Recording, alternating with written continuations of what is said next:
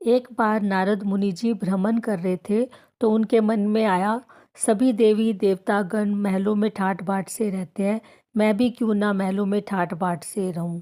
यह सोचकर वह भगवान श्री कृष्ण के पास जाते हैं और प्रार्थना करते हैं कि मुझे भी एक महल दीजिए ताकि मैं भी ठाट बाट से रह सकूं। यह सुनकर भगवान श्री कृष्ण ने सोचा, अगर इसको महल दे दिया तो ये भक्ति करना भूल जाएंगे और माया के चक्कर में पड़ जाएंगे, और अगर मैंने सीधा सीधा ना कर दिया तो ये बुरा मान जाएंगे। तो भगवान कृष्ण ने कहा कि तुम ऐसा करो, द्वारका नगरी जाओ और सारे महल देख लो, जो महल तुम्हें खाली लगे वो तुम ले लेना। यह सुनकर नारद मुनि जी द्वारका नगरी के सब महलों में जाते हैं और देखते हैं कि भगवान श्री कृष्ण की 16,108 रानियां और सबके 11-11 बच्चे। ये द्वापर युग की बात है, कोई महल खाली नहीं मिलता। और नारद मुनि जी समझ जाते हैं कि भगवान ने उनके साथ छल किया है, तो वो एक योजना बनाते हैं और देवी रुक्मिणी के पास जाते हैं। वहाँ जाकर वो रुक्मिणी को एक कथा सुनाते हैं जिसमें दान का महत्व बताया जाता है। उस कथा का रुक्मिणी पर बड़ा असर पड़ता है और नारद मुनि जी सोचते हैं अब मेरा काम बन गया। तब उन्होंने रुक्मिणी से पूछा कि तुम्हारी सबसे प्रिय चीज़ क्या है। तो रुक्मिणी ने कहा, हरि मेरे प्रिय हैं। तो भगवान श्री कृष्ण ने कहा कि तुम अभी उनको दान कर दो, तुम्हें हर जन्म में हरि मिलेंगे, और तुम्हारी तो इतनी सारी सौतन है, अगर किसी ने तुम्हारे से पहले उनको दान कर दिया तो हरि उनको हर जन्म में मिलेंगे और तुम वंचित रह जाओगी। इस कथा का रुक्मिणी पर इतना असर पड़ा कि उन्होंने शपथ ले ली और भगवान श्री कृष्ण को दान कर दिया। अब तो नारद मुनि जी का काम बन गया। यह सुनकर नारद मुनि जी बड़ी खुशी खुशी भगवान श्री कृष्ण के पास जाते हैं और बोलते हैं, ये पकड़िए कमंडल, अब आप जैसा मैं रहता हूँ वैसा ही रहेंगे।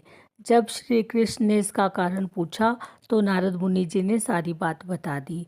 भगवान श्री कृष्ण ने अपने सारे रेशमी वस्त्र उतार दिए और सारे आभूषण उतार कर वो सीधा देवी रुक्मिणी के पास जाते। भगवान को इस अवस्था में देखकर रुक्मिणी को अपनी गलती का एहसास होता है और वो भगवान श्री कृष्ण से प्रार्थना करती हैं कि आप ही कोई उपाय निकालिए, हम सब आपके बिना कैसे रह सकते हैं। धीरे धीरे ये बात दूसरी रानियों तक भी पहुंच जाती है। सारी रानियां इकट्ठी होकर नारद मुनि जी से मिलती हैं और बोलती हैं कि भगवान श्री कृष्ण केवल रुक्मिणी के पति नहीं हैं, वो हमारे भी पति हैं, वो अकेले कैसे उनको दान कर सकती है। नारद मुनि जी ने बोला, जो होना था सो वो हो गया, अब कुछ नहीं हो सकता, मैं भगवान श्री कृष्ण को लेकर जाऊंगा। अब सारी रानियां इसका विरोध करने लगी। तब नारद मुनि जी ने सोचा कि मैं भगवान के 16,108 टुकड़े तो कर नहीं सकता। तब उन्होंने कहा कि ठीक है, तुम ऐसा करो, भगवान श्री कृष्ण का तुला दान कर दो। तुला दान देह दान के समान होता है। तुम उनके वजन के बराबर सोना चांदी मुझे दे दो और मैं भगवान श्री कृष्ण को तुम्हारे हवाले कर दूंगा। तब सारी रानियां अपने सारे आभूषण लेकर आ गई।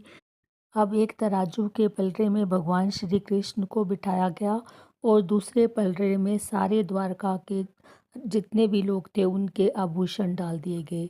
लेकिन भगवान श्री कृष्ण जो ब्रह्मांड को अपने अंदर लेके बैठे हैं, उनका पलड़ा तो ज़मीन से ही लगा रहा, ऊपर हुआ ही नहीं। नारद मुनि जी ने सोचा, ये तो बहुत ही बढ़िया, मुझे तो बहुत बढ़िया चेला मिल गया। उन्होंने रानियों को कहा कि देखो, अब तो मैं भगवान को लेकर जाऊंगा। तब रुक्मिणी ने भगवान श्री कृष्ण से प्रार्थना की कि आप पूरे ब्रह्मांड का भार लेकर बैठे हैं, आप ही कुछ कीजिए। तब भगवान श्री कृष्ण ने सोचा कि नारद तो माया के चक्कर में पड़ गए हैं। उन्होंने रुक्मिणी से कहा कि तुम पूरे आभूषण उस पलड़े से निकालकर एक तुलसी का पत्ता रख दो।